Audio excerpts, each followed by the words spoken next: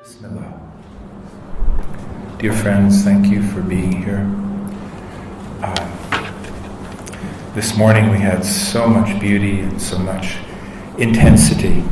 I don't know if I can go through that kind of intensity again, heart-wrenching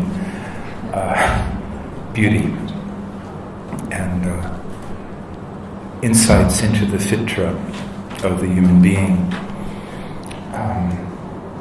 So this afternoon, I hope we will enjoy some of Rumi's words, but also have an insight into what he brought us. And I offer this to you as something that's applicable. Just as the Quran belongs to all of humanity, Rumi also belongs to all of humanity. I was given the theme by Sheikh Fadlallah, how to be Rumi today without culture. And this has been the question of my life, actually. One of the things I've been reflecting on is the meeting of East and West, or Middle East and West as I know it, and what this has brought forth. Because my own American mentality and approach to life, typical of my own culture,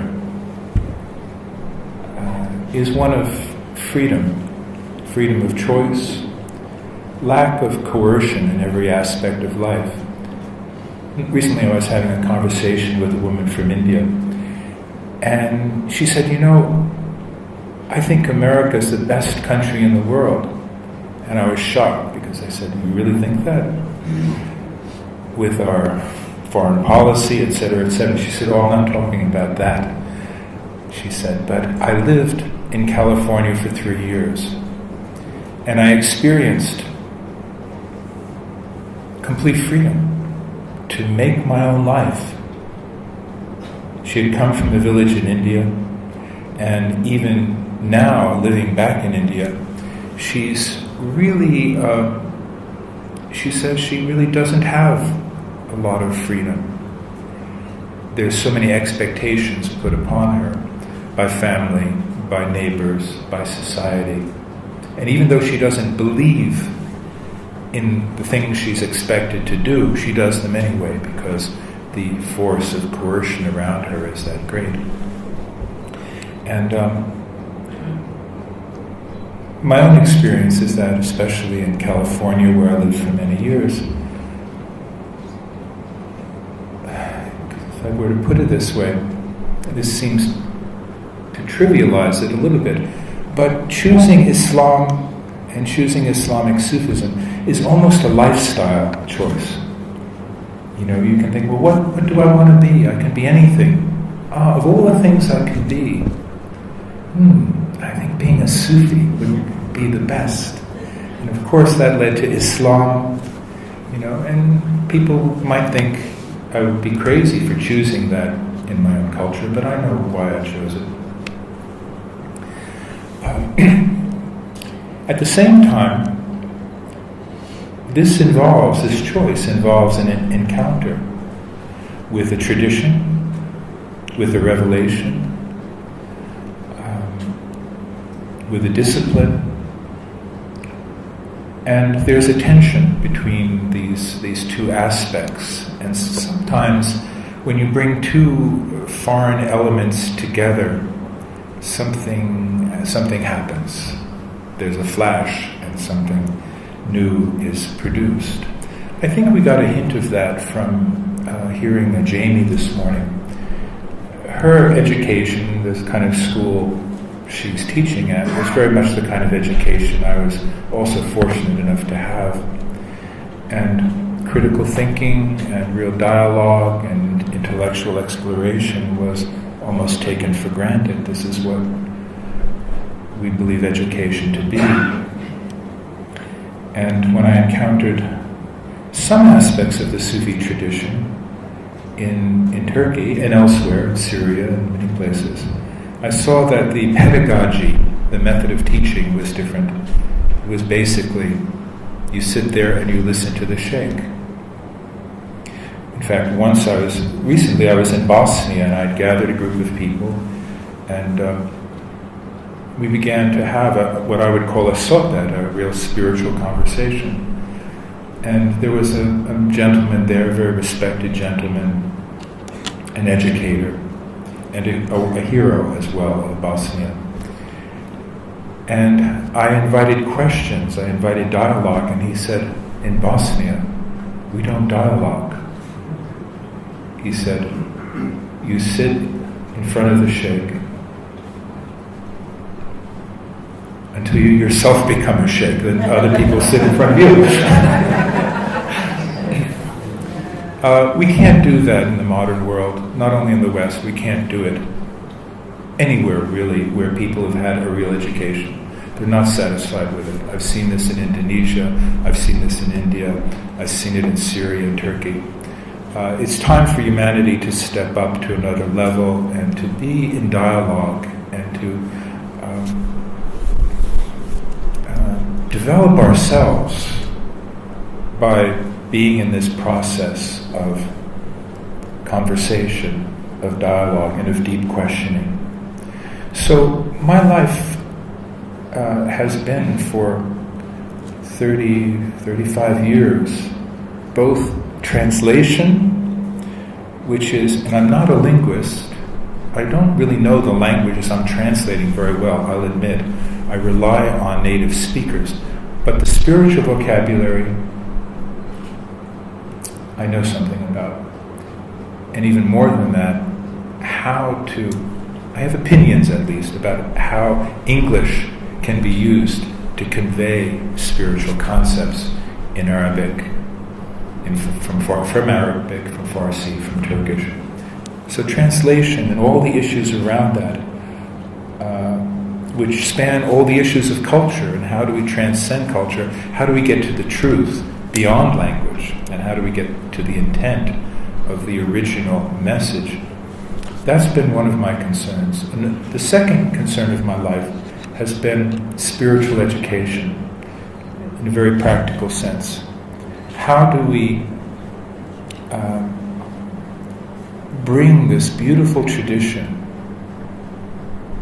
including the revelation of the Holy Quran, and the way of life that developed among Sufis, and the deep knowledge and wisdom that has been embodied, how do we bring that effectively into the modern world? So I've lived with these questions, and although my talk today will not primarily focus on those practicalities, because we don't have time for it, that really has been, if I have a calling, that has been it. And from the very beginning,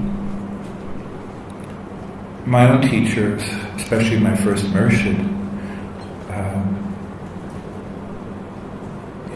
he encouraged the question of, if Mevlana Rumi were alive today, would he teach everything in the same way that he taught it in the 13th century? Or might he take a different approach? So this is a question we have held for more than 30 years. My own Murshid was the last of the people who were educated in the traditional tariqa system that the Mevlevis had during Ottoman times. He was a bridge between the closing of the Mevlevi tekyas and the Turkish Republic. So he was a young man and was one of the last people to undergo the 1,001 days training. That was the primary education for Mevlevis. So I had the beautiful privilege of being close to him during the last 5 years of his life.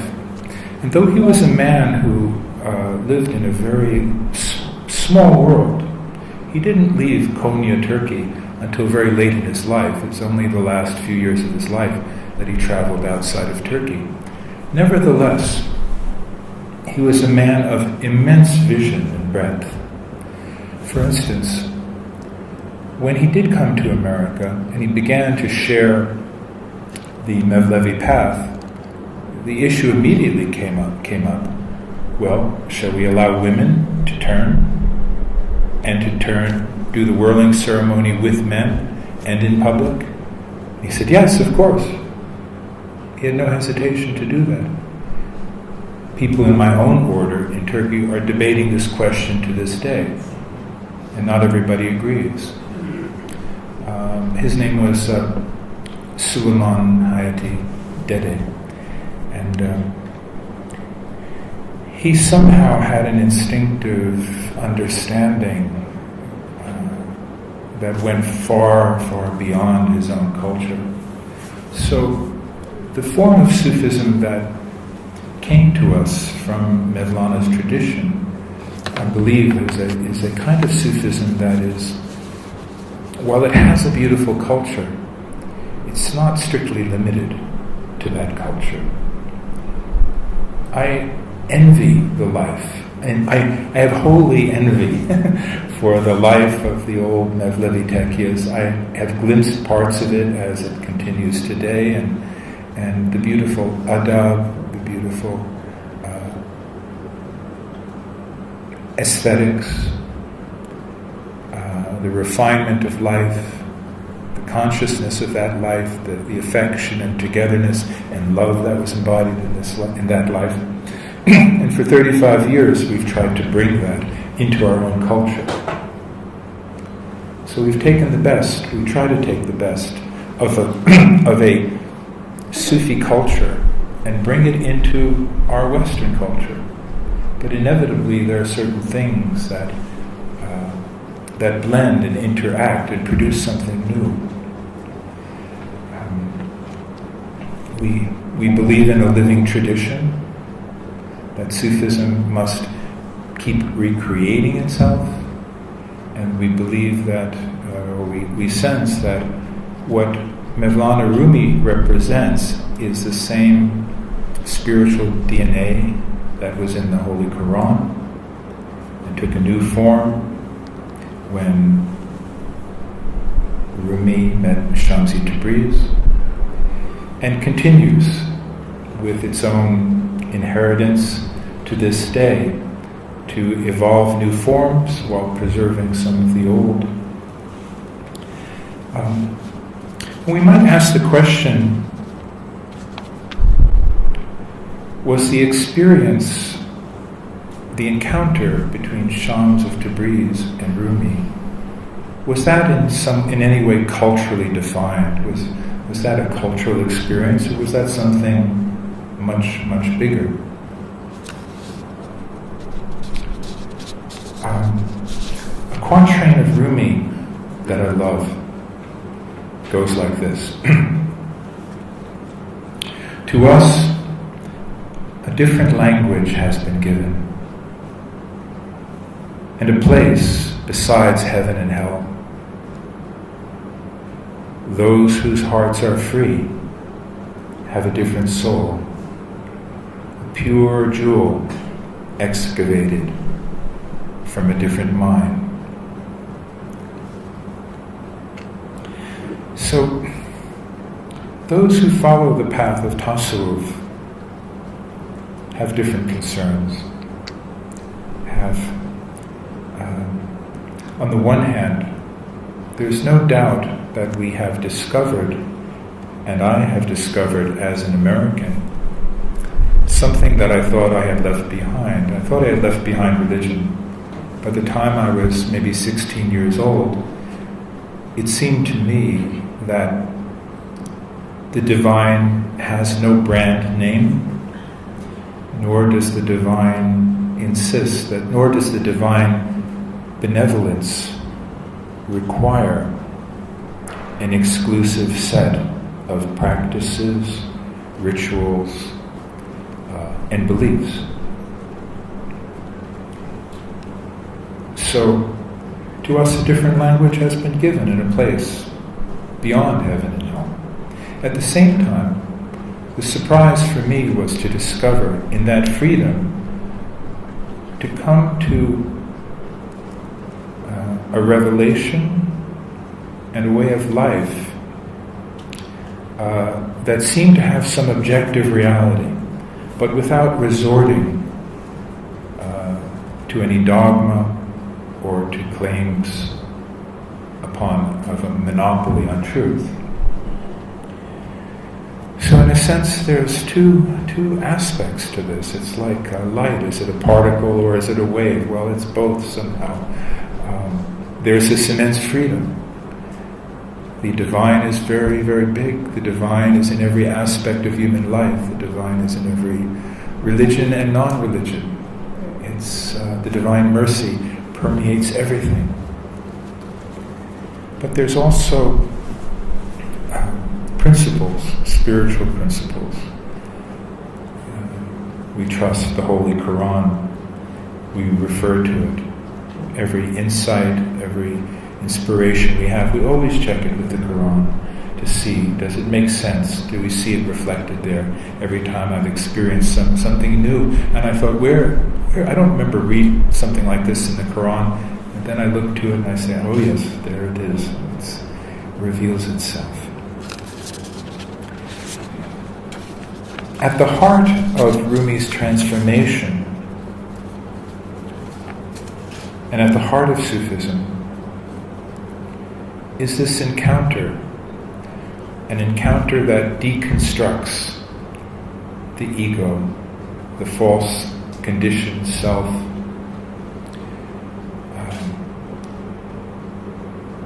that just tears the human being down to its essence. And this being at the heart of our tradition, and especially of Rumi's tradition, through his encounter with Shamsi Tabriz, that's where he experienced this tearing down dramatically. This is the essence of it. This takes us beyond the human conditioned self, which is the basis of culture. Culture is built from lots and lots of conditioned people doing conditioned things. And here we have a deconstruction of so much. I'm going to read you in a poem in a minute that will give an idea of what that relationship might have been like. Because Rumi is quite wonderfully honest about it. So this whole, in a sense, the origin of Sufism, and in this case the origin, there are many origins, but the origin for Rumi was his encounter with Shamsi Tabriz. Even though he came from a Sufi family and he was trained as a mystic, but something really big happened when he met Shamsi Tabriz. He was dead and he came to life. And that's the beginning of this ghazal, Morde Bodan, Zende Shodan. I was dead, but I came alive. I was all tears. I turned into laughter. The authority of love arrived, and I became love's authority. He said, "You're not out of your mind, not fit for this house." I became so crazy they tried to put me in chains. He said, "You're not drunk enough. Get out of here. You're not one of us." I got joyfully drunk. He said, "You're neither completely dead nor smeared with grief." I let myself be defenseless and was slain before his life-giving face.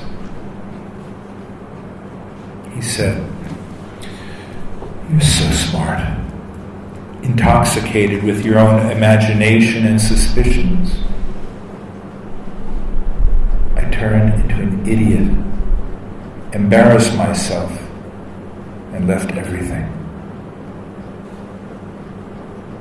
He said, "You've become a candle, the Qibla of this gathering. There is no gathering, no candle. I'm less than wafting smoke." He said, "You're a sheikh, an authority, a celebrity, a boss. I'm not a sheikh, not a celebrity.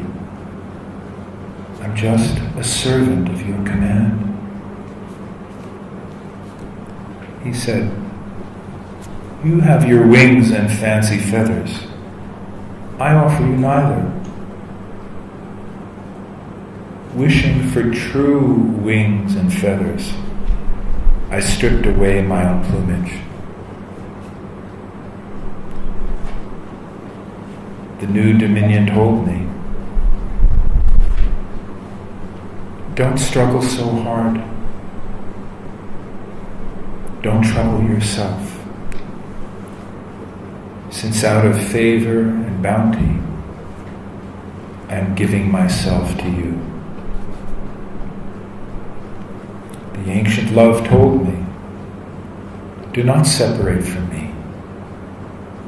I said, all right, I won't, and settled down once and for all.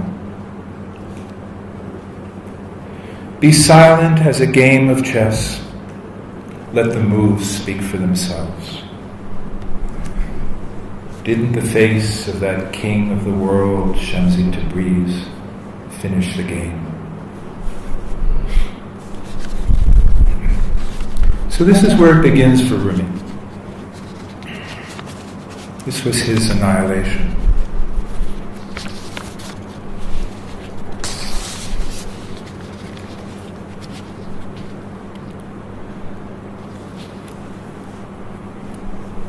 On the one hand, it seems like humiliation. Shams was a really tough teacher. Shams used to say of Rumi, you know, Rumi has incredible beauty and some wrath. I have a lot of wrath and some beauty, but my wrath is more beautiful than my beauty. If I scream at a 70-year-old unbeliever, he becomes a believer. If I scream at a believer, he becomes a saint. Well, for some reason, Rumi fell in love with this guy. I mean, a love like I had for my Murshid. A love that just melts you and makes you weep. The spiritual way that Rumi brought was a new revelation of love. I really believe this.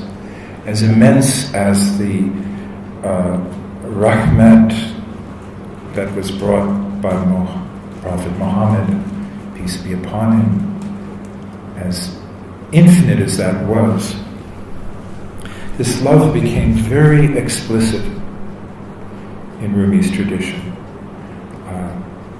And it seemed to happen through a spiritual relationship which I believe to be a model for humankind, that was never modeled in this way before, never revealed to humanity as a possibility. But I'm happy to say I see it here. It was a mirroring between two God-conscious human beings, with neither one having superiority over the other. Yes, Shams was pure power. Rumi was beauty and tenderness. But each needed the other. Shams said, I was a stagnant pool until I met Rumi, and he got me flowing. This mirroring, this mutual and humble adoration which is in the name of God. It is a divine love. It is not a human love. It has nothing to do with personality, has nothing to do with attraction, has nothing to do with possession.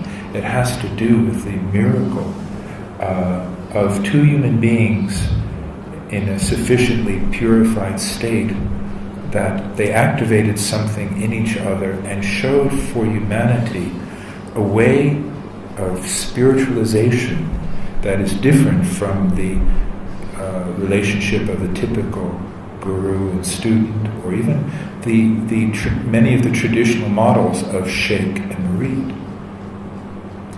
In our tradition, the sheikh would call the murid brother or sister, not son or daughter. And even though we respect our sheikhs because they're in service to us, it's not a matter of superiority. So this possibility for the human being to encounter each other in this humility, gratitude, and love is the key to a spirituality that humanity has not fully realized yet, but was modeled by Rumi and Shamsi Tabriz. And it's an extraordinary love. Yes, it was there in Muhammad too, without a doubt, and it transformed that community. I can think of a time when a man came to Muhammad and he said, Ya Rasulullah, ever since I entered this deen, I've had nothing but trouble. When will I be released from this?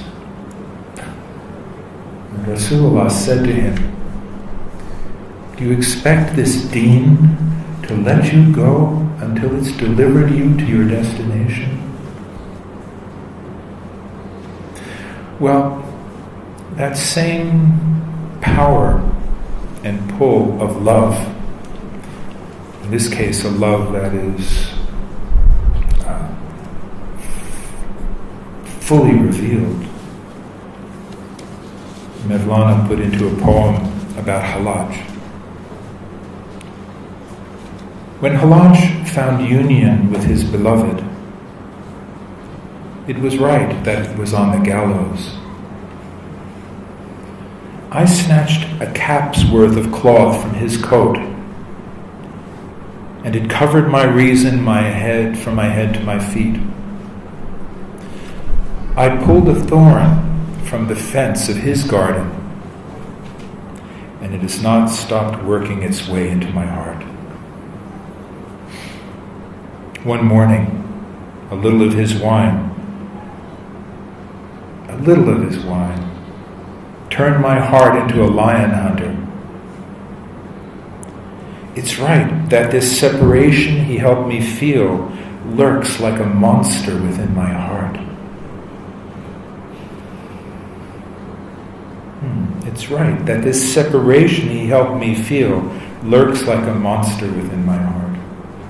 That's the drive. No matter how intimate you are with the beloved, the power of this yearning has no limits. Then he says, yet heaven's wild and unbroken colt was trained by the hand of his love. The reason is learned and has its honors. It pawned its cap and robes for a cup of love. Many hearts have sought refuge from this love, but it drags and pulls them to its own refuge. One cold day, a bearskin was floating down a river. I said to a man who had no clothes, jump in and pull it out. But the bearskin was a live bear. And the man who jumped in so eagerly was caught in the clutches of what he went to grab. Let go of it, I said. Fighting won't get you anywhere. Let go of it. This code won't let go of me. Silence, just a hint. Who needs volumes of stories?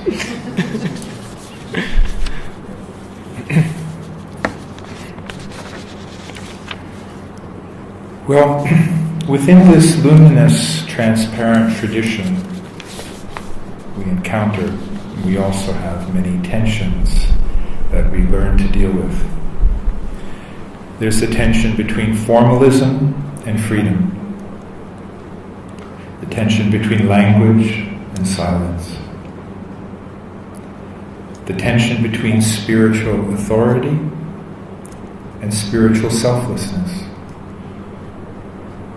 Rumi's work, however, guides us in subtle ways through these tensions.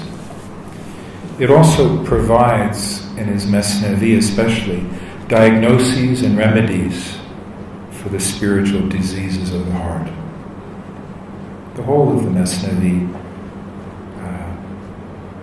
really identifies all the ways, many ways that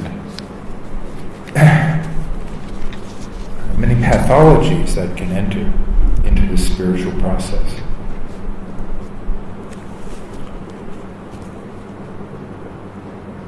Of many advices, I'm going to give you a little bit, and I also want to share a little bit of Rumi's thought about the Quran, since that's the overarching theme of this gathering. But he says, fools honor the mosque and yet seek to destroy those in whose heart God lives. That mosque is of the world of things. This heart is real. The true mosque is nothing but the heart of spiritual kings. The mosque that is the inner awareness of the saints is the place of worship for all. God is there.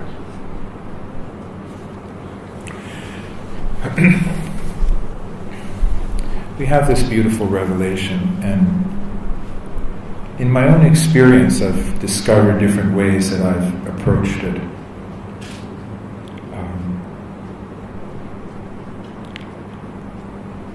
Well, before we get to that, Rumi also says, it strikes me as odd how those who have memorized the Quran are unable to penetrate the state of the mystics. The Quran is an amazingly jealous piece of magic. It contrives to say frankly in an opponent's ear what he understands but cannot comprehend or take any delight in. If it were otherwise, it would snatch him away. But God hath sealed up their hearts and their hearing. What a wondrous grace He has to set a seal on those who hear without understanding and who deliberate without understanding. God is gracious.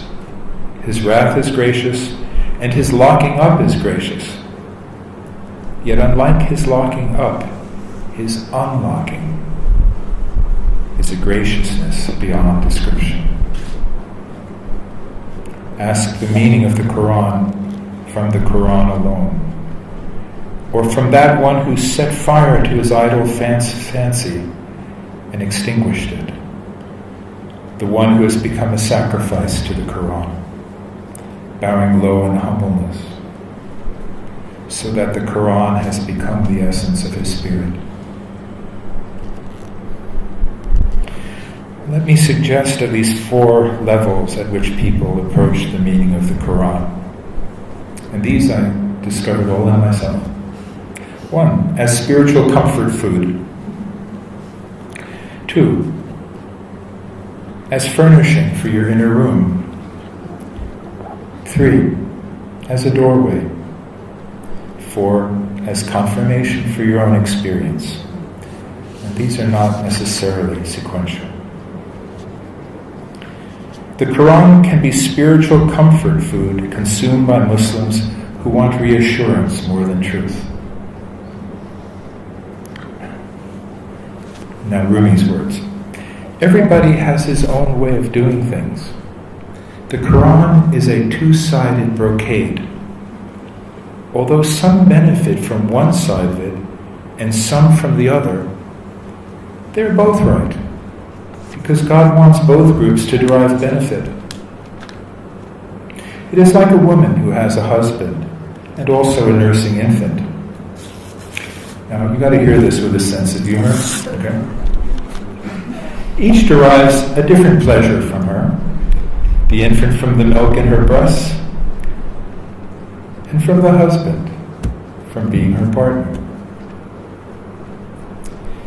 People who take external pleasure from the Quran and drink its milk are infants on the way.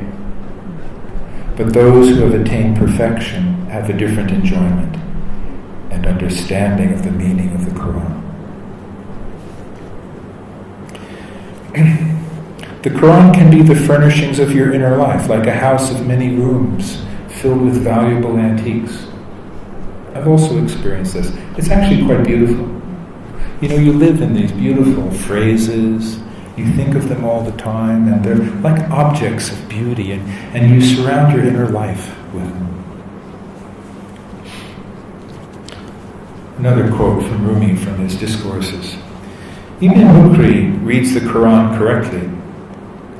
That is, he reads the form of the Quran correctly, but he hasn't a clue to its meaning. The proof of this lies in the fact that when he does come across a meaning, he rejects it. He reads it without insight, blindly. He is like a man who holds a sable in his hand. If offered a better sable, he rejects it. We realize, therefore, that he does not know sable. Someone has told him that what he has is sable, and so he holds onto it in blind imitation. It is like children playing with walnuts. If offered walnut oil or walnut kernels, they will reject them because for them a walnut is something that rolls and makes a noise, and those other things do not roll or make noises.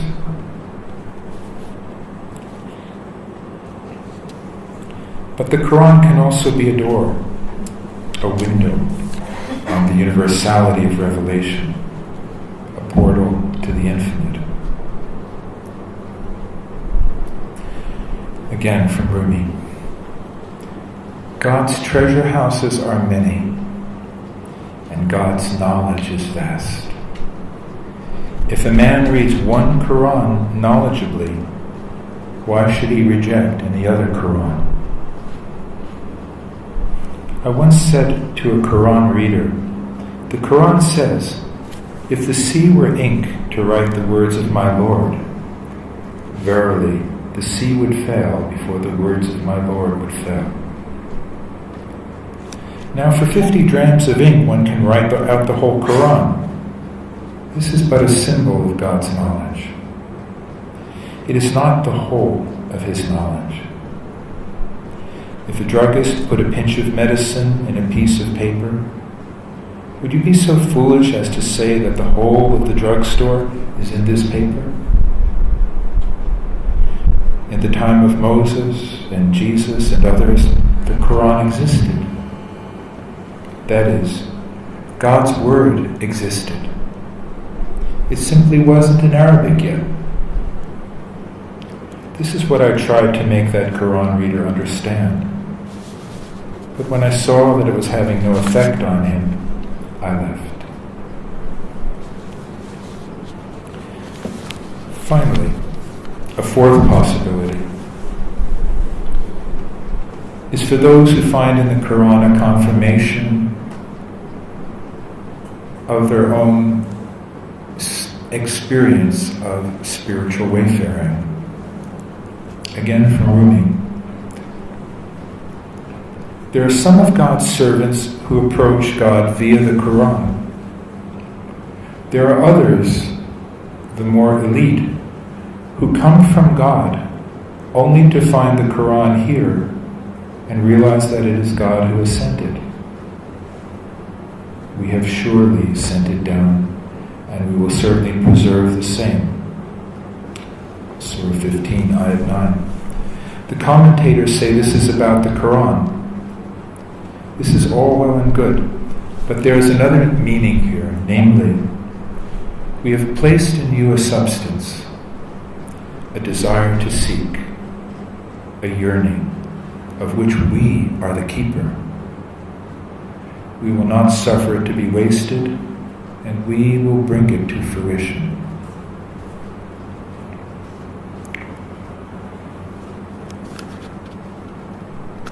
Above all of this, above these 4 different approaches, and I'm sure there are many more, I just want to say one more thing about the Quran's essential effect, and that is that it strengthens our heart. The Quran itself says this.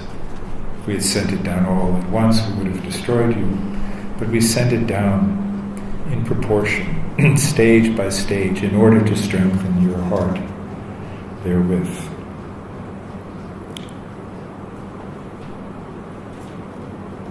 Finally, also at the heart of Rumi's tradition, and essential to our living it today beyond culture, is the understanding that love, divine love,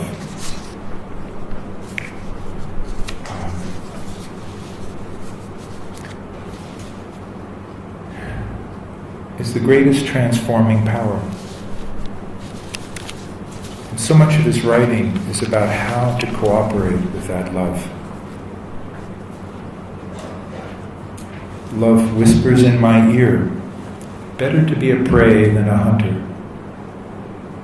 Make yourself my fool. Stop trying to be the sun and become a speck. Dwell at my door and be homeless.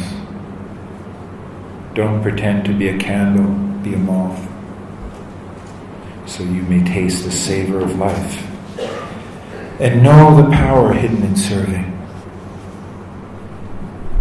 By love, the bitter becomes sweet. By love, copper becomes gold. By love, the dregs become clear. By love, the dead become living. By love, the king becomes a slave. From knowledge, love grows.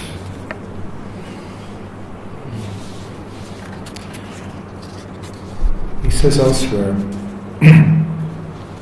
love is reckless, not reason. Reason seeks a profit, but love comes on strong, consuming herself unabashed. Yet in the midst of suffering, love proceeds like a millstone, hard-surfaced and straightforward. Without cause, God gave us being. Without cause, give it back again. Gambling yourself away is beyond any religion or madhab. Religion, or let's say piety, seeks grace and favor, but those who gamble these away are God's favorites, for they neither put God to the test nor knock at the door of gain and loss.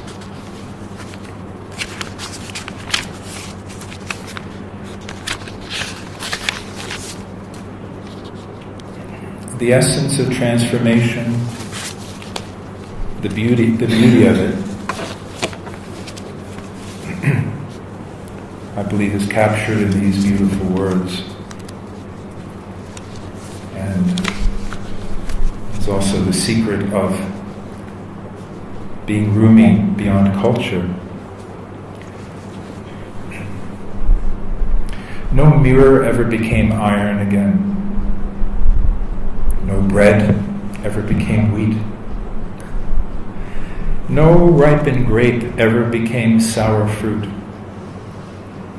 Mature yourself and be secure from a change for the worse.